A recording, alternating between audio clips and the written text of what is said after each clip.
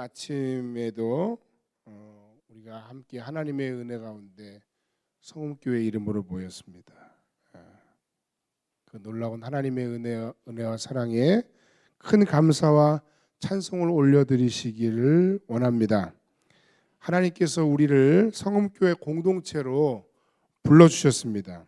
우리가 매주 하는 공동체 고백의 내용처럼 우리가 서로의 다름을 인정하고 지체와 세상을 축복하는 공동체로 하나님께서 우리를 불러주셨습니다. 혹시 여러분들 가운데 나는 여기 성음교회 공동체에 들어오기에는 좀 아까운 사람이에요 이렇게 얘기하는 사람이 혹시 있습니까? 없는 줄 압니다. 우리를 부르신 그 부름 자체가 큰 사랑이요 부족한 나에게 베풀어 주신 놀라운 은혜이기 때문입니다. 우리 함께 옆 사람과 한번 인사하겠습니다. 당신과 함께 교회를 섬기게 되어 심히 기쁩니다.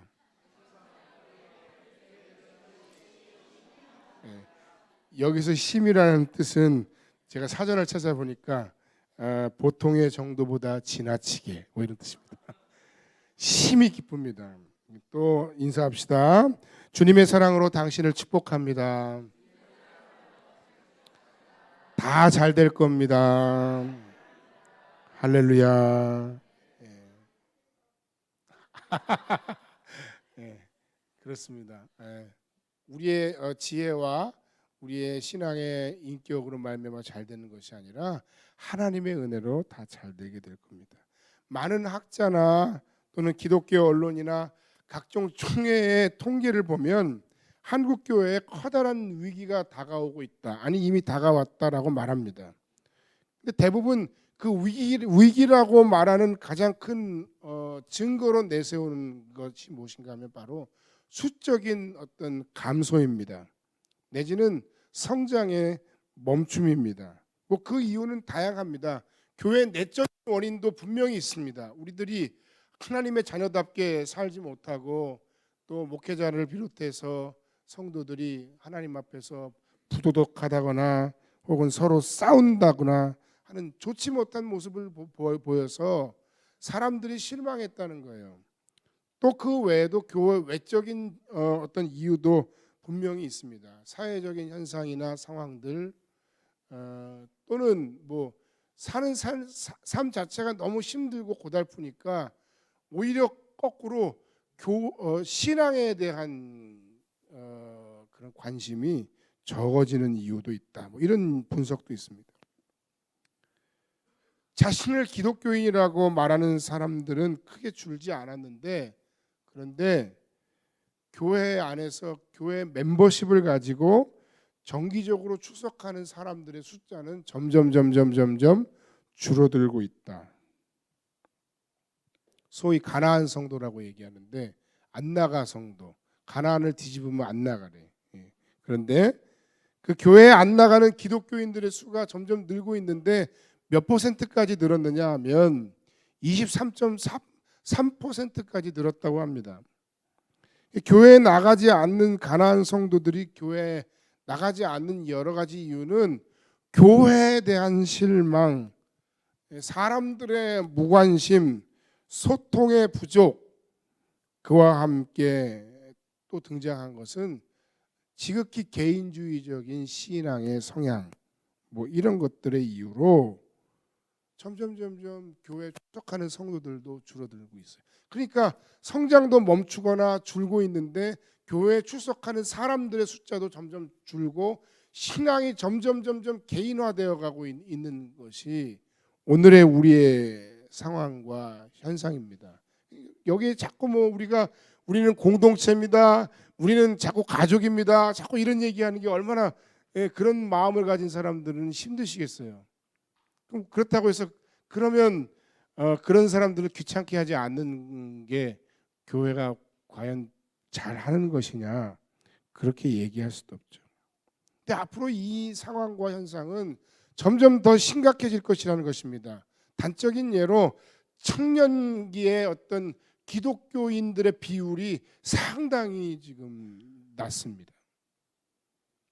만약 이대로 그냥 간다 그러면, 그리고 지금 교회 대다수를 이루고 있는 기성세대들이나 혹은 장년층, 노년층들이 사라지게 되는 그 시기가 되면 틀림없이 한국에 있는 기독교는 굉장한 소수정파가 될 가능성이 높다. 이미 신학교들의 운영이 점점 어려워지고 학생을 모집하기 어려워지는 세대 가운데 있다. 미국의 유수의 신학교들이 문을 닫거나 학교를 줄이거나 인터넷 강의들을 더 강화시키는 그런 상황이 되고 있다는 겁니다. 근데 이게 한국이라고 예외가 아니에요.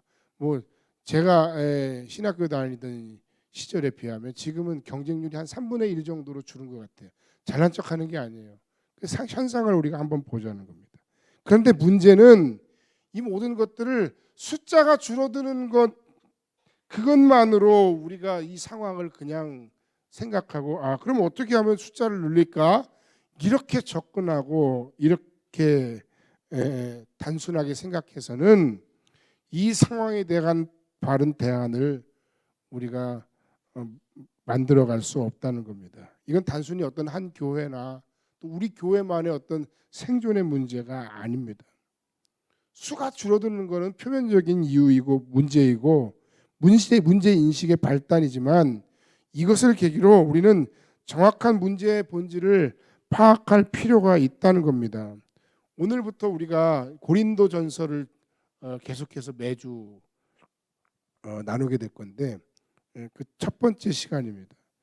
이 고린도서는 이런 우리의 상황에 대한 아주 시의적절한 충고와 권면을 우리에게 주고 있습니다. 왜냐하면 이 고린도 교회의 상황 자체가 세속화와 만몬으로 병들어가는 한국 교회의 상황과 너무 흡사한 부분이 있기 때문에 그렇습니다. 우리는 절대 아니라 이런 건 절대 아닙니다. 우리도 한번 돌아봐야 됩니다. 많이 돌아봐야 됩니다. 바울 사도는 그런 그 고린도 교회에게 굉장히 중요한 복음의 메시지를 전해주고 있습니다.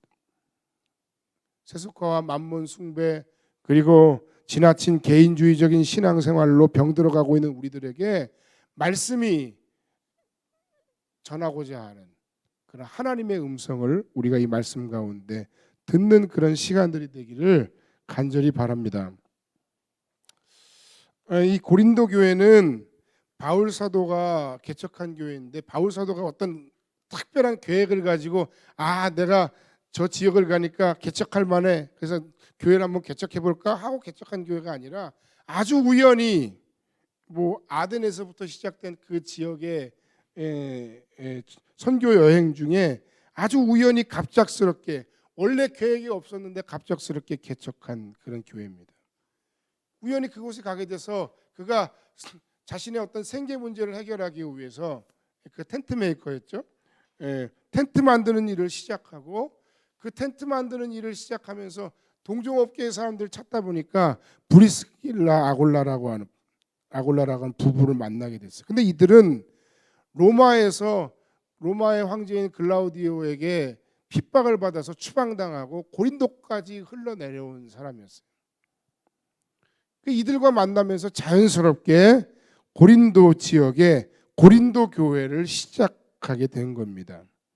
그렇게 개척된 교회가 하나님의 은혜로 성장하고 바울은 그 교회를 그 교회 지도자들에게 부탁하고 또 다른 선교지인 에베소를 향해서 그가 나아갔습니다.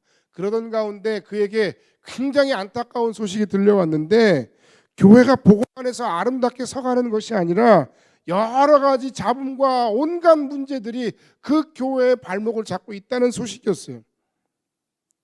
그들에게 복음을 전한 목회자요 그리고 교회를 개척한 개척 사역자로서 바울 사도는 이 문제를 해결하기 위해서 그들의 문제에 대해서 그들에게 안타까운 마음으로 편지를 쓰는데 그 편지가 바로 고린도 전후서입니다. 고린도는 항구 도시고 그래서 무역이 성행했기 때문에 재정이 풍부한 지역이었어요. 그런데 그곳에도 부족함 없이 살아가는 사람들이 많은 반면에 그 사람들이 불을 쌓으면 쌓을수록 어찌된 영문인지 그곳에 또다시 풍족한 그 지역에 빈부의 격차가 생기고 어렵고 힘든 사람들이 생기기 시작했어요. 그런 상황들이 교회 안에까지 들어온 거예요. 뭐 예를 들어서 뭐 성찬을 한다 그러면 부자들은 많이 싸갖고 와서 자기는 배불리 먹는데 그 공동체 안에 들어와 있는 사람들 중에 자기는 싸울 것이 없어가지고 그거 와가지고 배를 쫄쫄 굶고 가는 사람들도 있었다는 겁니다. 이게 얼마나 심각한 상황이었어요.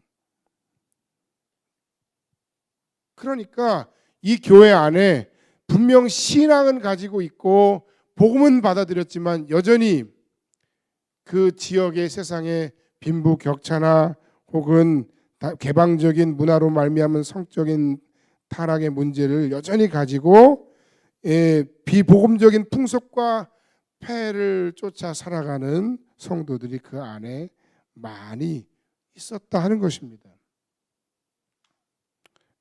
여러분, 우리가 가장 이상적인 교회로 말하는 초대교회 안에도 상당히 많은 문제들이 있었습니다. 문제를 안고 있었습니다. 그 문제를 해결하기 위해 세웠던 사람들이 일곱 집사 아니었습니까? 문제가 없는 교회를 우리가 찾아다닐 것인가, 아니면 그 문제를 잘 성숙하게 다룰 수 있는 교회를 만들어가고 세워갈 것인가 하는 것이 우리 공동체가 선택해야 될 어떤 그런 상황입니다. 사실 고린도 교회의 모든 문제들을 살펴보면 결코 간단한 문제가 없어요. 다 어렵고 힘들어요. 이게 사람과의 문제이기 때문에 그래요. 사람과의 갈등의 문제예요. 사람과 사람이 만나면 항상 문제가 생기기 마련이에요. 저 사람과 내가 보지 않으면 문제가 생길 일도 없어요. 그 사람들이 이 교회는 문제가 많으니 나는 다른 교회에 가겠다. 제가 늘 얘기하죠. 내가 꼰대가 싫어서 꼰대를 피해 갔더니 그곳에 다른 곳엔 더 엄청난 꼰대가 기다리고 있고 사실은 어쩌면 나도 모르는 사이에 나 자신이 심각한 꼰대일 수 있다. 뭐 이런 얘기도 있는 것처럼 여러분 문제 없는 교회가 과연 있을까요? 그러니까 오늘날 교회의 문제는 그 교회가 어떤 문제를 안고 있는가 문제가 그렇지 않은가 하는 것의 문제가 아니라 그 교회 공동체가 자신들에게 주어진 그 크고 작은 문제들을 잘 성숙하고 아름답게 신앙 안에서 말씀 안에서 순종하면서 그 문제들을 다루어 갈 수 있는 능력이 있는가 없는가 하는 그것이 더 중요하다는 겁니다. 그리고 정말 그 하나님의 말씀 앞에서 우리들의 모든 문제들을 복음 앞에 내어놓고 순종할 용기를 우리가 가지고 있는가, 아니면 자신의 지혜와 자신의 능력을 따라서 이 모든 문제들을 다루고 자신의 생각과 방법대로 자신의 개똥 철학으로 이 모든 문제들을 대하면서 점점 더 심각한 상황으로 만들어갈 것인가. 여러분, 우리 성읍교회 공동체에도 문제가 있을 수 있습니다. 아니, 있습니다. 문제가 있음에도 불구하고 우리는 하나님이 우리를 부르신 그 공동체로서 우리에게 주어진 그 모든 문제들을 용기 있고 성숙하게 잘 다루는 공동체가 되어야 합니다. 그런 공동체가 되기 위해서 첫 번째는 우리가 함께 부름받았음을 인정하는 공동체가 되어야 합니다. 고린도 교회에서 바울을 계속해서 괴롭히는 문제가 한 가지가 있었는데 그것은 바로 바울이 사도냐 아니냐 하는 바울의 사도성에 관한 것이었습니다. 사도라고 하는 직분은 내가 하고 싶다고 해서 하는 것이 아닙니다. 어떤 과정을 가지고 수료하면 주어지는 자격도 아닙니다. 어떤 사람이 사도였느냐? 지금은 없는 직분이지만 사도라고 하면 사도라고 불린 사람들은 전부 다 직접 예수님께 부름받고 예수님과 함께 생활하면서 예수님으로부터 직접 가르침을 받은 사람들이에요. 그런 기준에서 보았을 때 사람들이 보기에 이 바울이라고 하는 사람은 사도라고 이야기하기가 뭔가 조금 꺼림칙했다는 거죠. 이건 결코 작은 문제가 아니었어요. 왜냐하면 바울의 이 사도성이 의심되고 흔들리는 순간 그가 말하는 모든 어떤 복음에 대한 가르침과 그 전한 복음이 이상한 것이 되고 신뢰가 깨지기 때문에 그래요.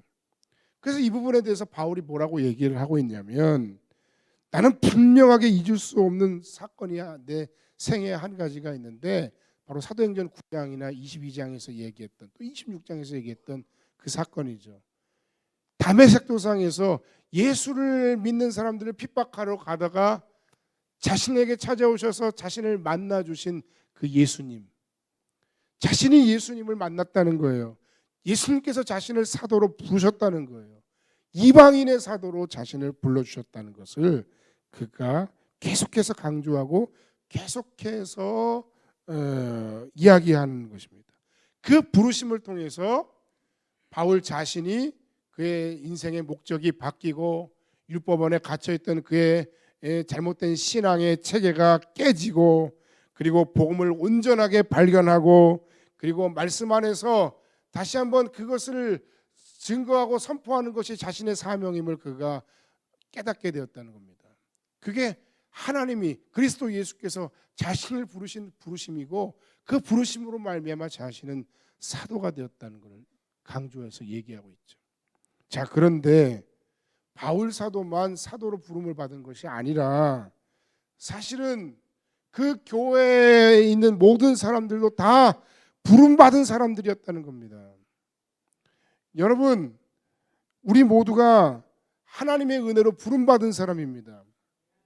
내가 스스로 이 자리에 앉아서 생각해 보십시오. 나는 여기 있을 사람이 아닌데 하고 생각할 만한 사람들이 아마 분명히 이 안에 있을 거예요. 내가 어떻게 이 자리에 나와서 함께 지금 예배를 하고 있지? 하나님을 찬양하고 있고 내가 어떻게 말씀을 듣고 있지? 그런 사람들이 분명히 있을 거예요. 그 왜 그래요? 내가 오고 싶어 온 게 아니에요. 하나님이 우리를 불러주셨다는 거예요. 그리고 그 수많은 공동체 가운데서 하나님이 우리를 성음교회 공동체로 불러주셨다는 거예요. 할렐루야. 우리의 결단, 우리의 헌신, 우리의 믿음으로 이 자리까지 온 것 같다 할지라도 성도는 분명 부름받은 자입니다. 하나님이 우리를 불러주셨어요. 이유가 있어서, 목적이 있어서.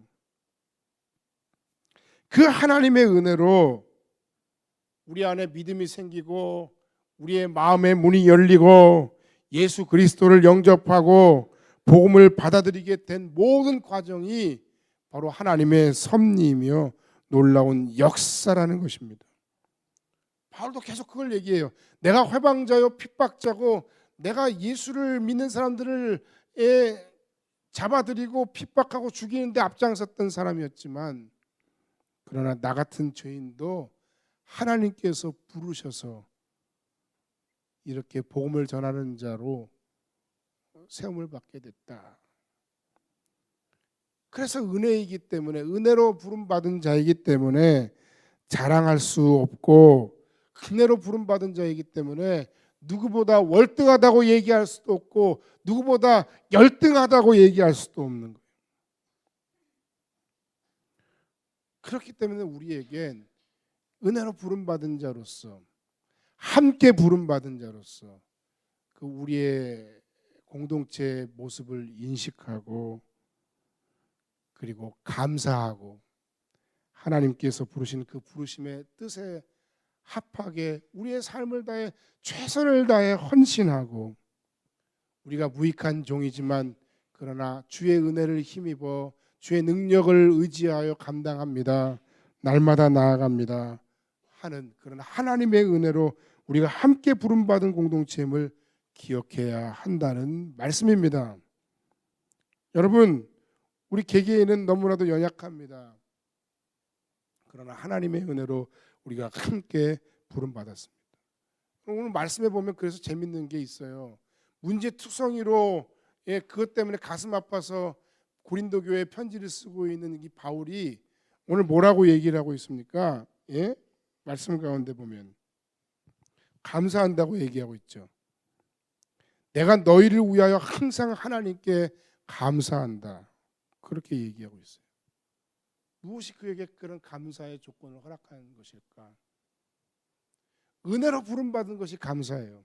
또 두 번째는 그런 연약한 우리들이 하나님의 영광스러운 교회로 놀랍도록 부름받은 그 사실이 너무나도 놀랍고 그 마음 가운데 감사가 넘쳤다는 겁니다. 우리는 연약합니다. 그러나 그럼에도 불구하고 우리는 하나님의 영광스러운 교회 공동체로 부름을 받았습니다. 주님이 핏값을 주고 사신 그 보혈을 위해 우리 공동체가 세워졌습니다. 그래서 영광스러운 교회 공동체입니다.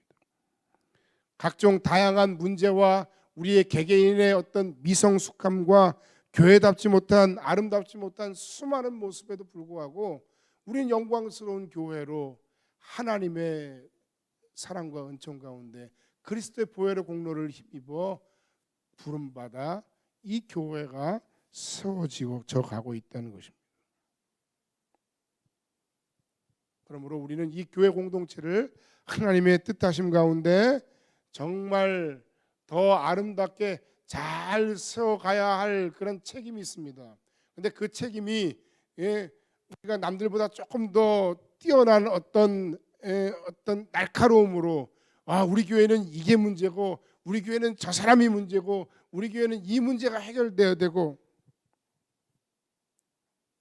너무 아는 것도 많고 너무 판단하는 것도 많고 너무 경험도 많아서 너무나 다양한 의견과 너무나 다양한 지적들이 난무하는 교회가 바로 고린도 교회였는데 은혜로 부름받고 그리스도 예수의 피로 세워진 하나님의 교회 공동체는 오히려 그 은혜로 부름받았음에 감사하고 그리고 동시에 그럼에도 우리가 다시 한번 우리 자신을 우리 몸된 교회를 신앙의 본질로 기독교 신앙의 본질로 세워가기 위해서 더욱더 애쓰고 더욱더 노력하고 더욱더 수고하고 이 일을 위해 우리 모두가 헌신해야 한다는 사실입니다. 여러분 한번 우리 스스로에게 한번 질문해 보시기 바랍니다. 우리 성음교회는 문제가 있지만 그러나 문제를 성숙하게 잘 다루고 극복해 나갈 수 있는 공동체입니까? 여러분 우리 성음교회는 하나님의 은혜로 함께 부름받은 공동체임을 깨닫고 있습니까? 여러분 우리 성음교회 공동체는 우리의 연약함에도 불구하고 그리스도 예수의 핏값으로 세우신 하나님의 영광스러운 교회임을 기억하십니까? 그러면 우리가 주님께 감사해야 돼요.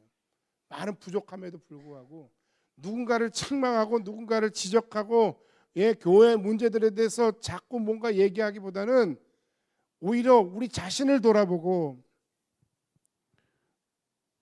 다른 어떤 소소한 비본질적인 문제들을 가지고 그것을 가지고 자꾸 싸우는 교회가 되어서는 안 되고 우리가 진짜 말씀이 우리에게 얘기하고 복음이 우리에게 가르쳐 주시는 진정한 기독교 신앙의 본질로 돌아가려고 애쓰고 노력해야 된다는 것입니다.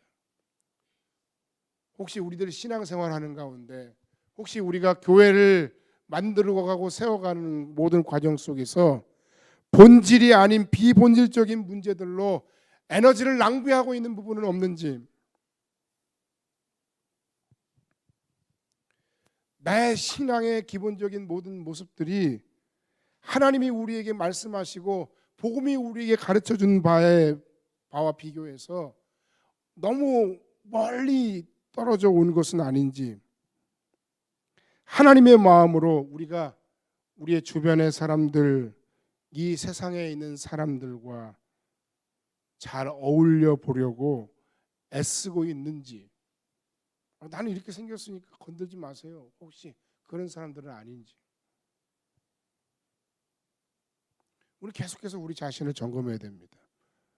그게 뭐 성악이 됐든 그게 골프가 됐든 그게 축구가 됐든 뭐 많은 사람들의 이야기를 쭉 들어보면 굉장한 대가들도 다 결정적인 순간에 폼이 틀어지고 타수가, 저는 골프를 할 줄 모릅니다만 타수가 자꾸 늘어나고 하면 뭐부터 합니까?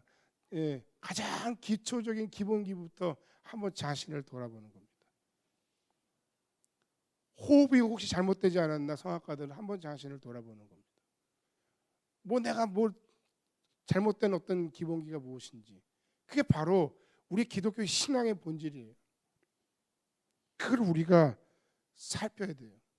자꾸 본질이 아닌 걸 가지고 우리가 자꾸 싸우고 그것에 에너지를 뺏기고, 예? 내 생각과 다른 그것 때문에 그 다르다는 그거 하나만으로 기분이 나빠서 싸우고, 이것이 아닙니다. 이렇게 되어서는 안 됩니다. 심지어는 그러면서 세상에 있는 그 사람들을 대하고 바라볼 때 우리가 그들보다 그렇게 사실 더 도덕적이거나 대단하지도 않고 하나님의 은혜로 부름 받았음에도 불구하고 우리가 그들을 위해 우리 자신을 내어주는 그런 삶을 살지도 못하면서 어디서 온 근자감인지, 근거 없는 자신감이죠. 근자감. 내가 그들보다 훨씬 더 낫다고, 내가 그들보다 훨씬 더 도덕적으로 우위에 있다고 착각하고 교만한 그런 마음과 생각을 우리가 가지고 살아가고 있지는 않습니까? 또는 세상에서 가장 얘기하면 안 되는 그런 사람들을 바라보면서 저거 봐, 저거 봐, 저들보다는 내가 좀 낫잖아 하면서 우리의 삶을 스스로 위로하는 그런 우리의 모습으로는 이 세상 속에서 주님의 피값으로 세우신 주님의 몸된 교회를 온전하게 세워갈 수 없습니다. 복음의 진정한 능력을 우리가 힘있게 선포하는 삶을 살아갈 수가 없습니다. 우리가 그들에게 다가가서 복음을 전할 수가 없습니다. 우리는 어쩌면 그들과 만나서 대화할 능력을 상실해 가고 있지 않은가. 이게 교회가 숫자가 줄어들고 기독교가 숫자가 줄어드는 것보다 더 큰 문제이고 더 근원적인 문제임을 우리가 한번 생각해 봐야 돼요. 우리가 자꾸 우리 스스로 우리만의 리그를 자꾸 만들어가요. 세상 사람들이 이 교회 공동체에 들어왔을 때 너무 이질적이어서 나는 당신들이 하는 얘기를 내가 도대체가 알아들을 수가 없어요. 그 용어가 도대체 무슨 뜻이에요? 그들과 대화할 능력을 우리가 상실해 가고 있지 않습니까? 그들의 얘기를 들어줄 여유도 마음의 여유도 없지 않습니까? 내가 내 얘기하고 우리 얘기하기도 너무 바빠요. 내가 전도를 하겠다는 마음도 이미 사라진 지 오래지만, 그런 사랑과 열정이 사라진 지 오래지만, 내가 그런 이야기를 하면 저 사람이 내 이야기를 들어주지 않을 것이라고 하는, 또는 내 이야기를 들어줄 것이라고 하는 그런 자신감도 이미 사라진 지 오래예요. 왜 그래요? 뭐가 문제입니까? 말씀으로 돌아가고 초대교회로 돌아가고 복음으로 돌아가고 다 좋은데, 그런데 외형적으로만 우리가 흉내내서는 안 된다는 겁니다. 그것은 예수님께서 우리에게 말씀하신, 또 바울 사도가 우리에게 전해준 그 진짜 복음의 정신, 예수 그리스도의 성육신의 정신, 그 사랑의 정신으로 우리가 돌아가서 그것을 우리의 삶 가운데서 실천하지 않으면 안 된다고 하는 그런 절박한 상황의 인식이 우리에게 필요하다는 겁니다. 사람 사는 게 다 똑같아요. 다 비슷비슷한 것 같아요. 많이 누리고 사람들 앞에 막 이름이 오르내리고 유명세를 타고, 물론 그건 좀 우리하고는 좀 다른 세상에 살 가능성은 있겠습니다만, 그러나 그럼에도 불구하고 사람의 생각과 감정은 다 비슷해요. 많이 누리고 많이 가지고 있어도 공허하고 외롭기는 다 마찬가지예요. 그들에게도 다 진짜 그리스도 예수의 복음이 필요해요.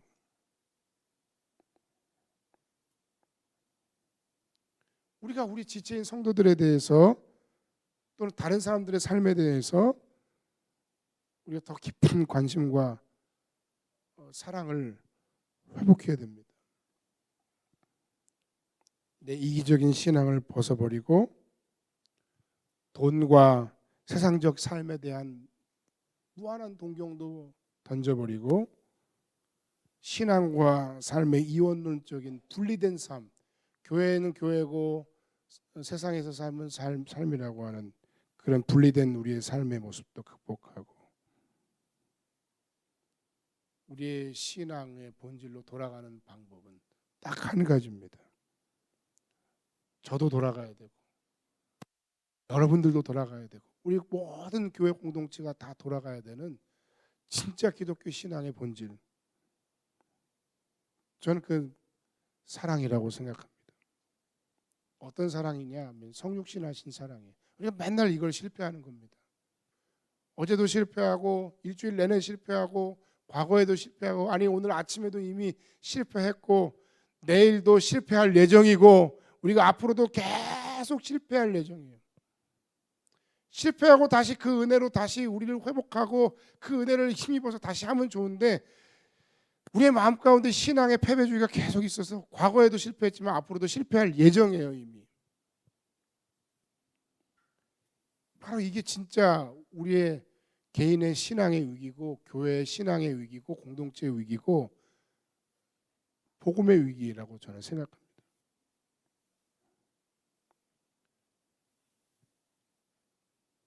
예수님에게서 우리가 그 사랑을 배워야 됩니다. 성육신하신 사랑. 하나님이신데 인간이 되어 오신 그리고 죄인이 되어서 십자가에 달려 죽으신 예수님의 사랑만이 이 세상을 변화시키고 우리의 병든 신앙을 본질로 돌리고 교회 공동체를 건강하게 세워가는 유일한 방법입니다. 그 성육신하신 그 사랑의 정체는 나만 옳다 하는 게 아니에요. 여러분 우리가 복음을 지키고 복음을 변증하고 복음을 전해야 된다는 사명감으로 우리가 불타가지고 더 중요한 건 놓쳤어요. 계시록에 있는 에베소 교회를 향한 책망이 너희가 처음 사랑을 잃어버렸느라. 왜 그런 줄 아세요? 그 교회가 이단과 싸우다가 사랑을 잃어버렸다는 거예요. 이게 아픈 지적입니다. 우리가 복음을 이야기하고 증거하고 선포하다가 자꾸 우리도 모르는 사이에 우리만 옳다는 거예요. 너네는 다 틀렸다는 거예요. 근데 어떻게 그들의 마음의 문이 열리겠어요? 내 생각과 관점이 다른 그들의 눈높이에서 우리가 그들에게 먼저 다가갈 용기가 필요합니다. 그리고 그들과 대화할 수 있는 언어를 우리가 계속해서 표현해내고 만들어내고 개발해야 됩니다. 여러분 우리 성음교회가 하는 문화선교라는 거 그게 우리가 문화적으로 카페하고 문화적으로 뭔가를 우리가 하고 공연장을 통해서 뭔가 음악이 여기서 나가고 그거는 그럼 뭡니까? 우리가 그들에게 다가가기 위한 우리의 용기 있는 접근이면서 어떤 새로운 그들과 대화할 수 있는 새로운 언어의 표현이에요.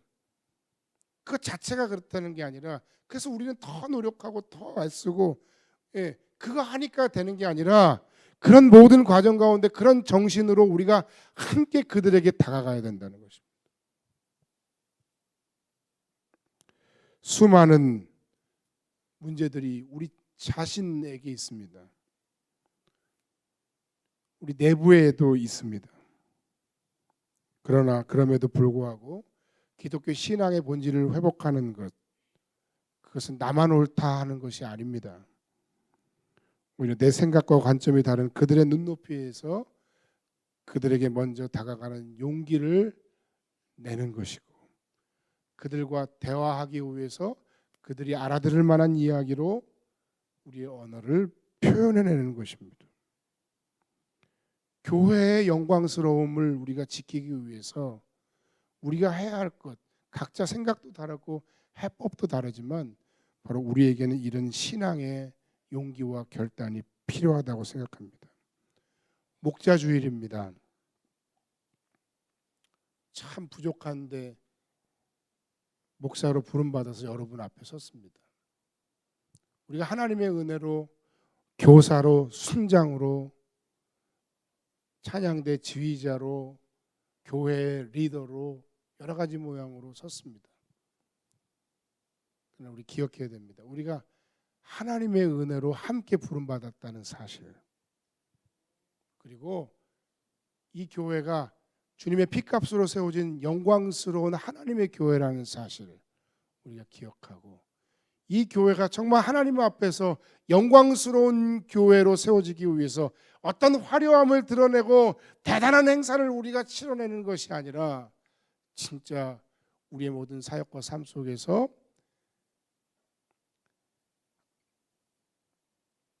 기독교 신앙의 본질, 성육신하신 그 사랑의 정신을 우리의 삶과 사역 가운데 드러내고 나타낼 수 있는 저와 여러분 되길 바랍니다. 그것을 위해 우리가 부름받았습니다. 그 부르신 목적과 사명을 잃지 마시고 그 은혜에 더욱더 감사하는 자들이 되시고, 나의 연약함을 고백하고 능력을 구하는 여러분들이 되시고, 마지막으로 바울 사도가 데살로니가 교회에 고백한 것처럼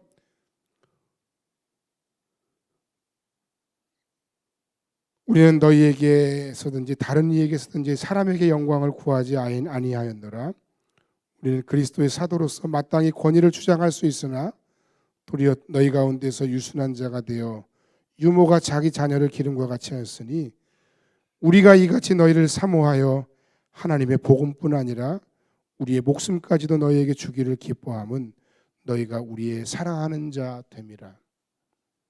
바울이 고백했던 것처럼, 예수님이 우리에게 그렇게 하셨던 것처럼